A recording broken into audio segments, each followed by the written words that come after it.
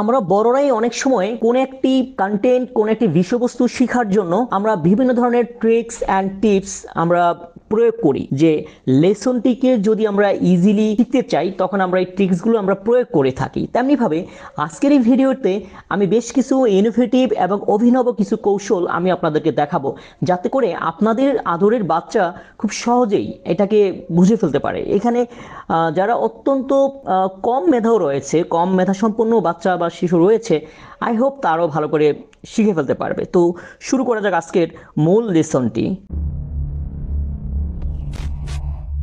আমরা এখানে বাংলা স্বরচিহ্নের প্রথমে যে ব্যবহারটা দেখিয়েছি, যেমন স্বরচিহ্নগুলোর সাথে আমি এখানে ইংলিশ যে ভাওয়েল পাঁচটি রয়েছে, বিশেষ করে এ ই আই ও ইউ, এছাড়াও আমাদের এই রিডিং শেখার, ইংরেজি রিডিং শেখার স্বার্থে আরও কিছু নিয়মের কথা আমি এখানে আলোচনা করব ইনশাআল্লাহ।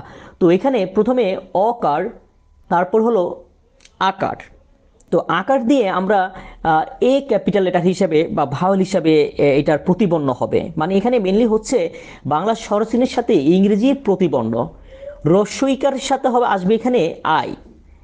তেমনিভাবে একারের সাথে আসবে ই, রস্ব উকারের সাথে আসবে ইউ, রিকারের সাথে আসবে আর আই। তেমনিভাবে ওকারের সাথে আসবে ভাওয়েল ও, আর ঐকারের সাথে আসবে এ আই। ফাইনালি ঔকারের সাথে আসবে ও ইউ। সো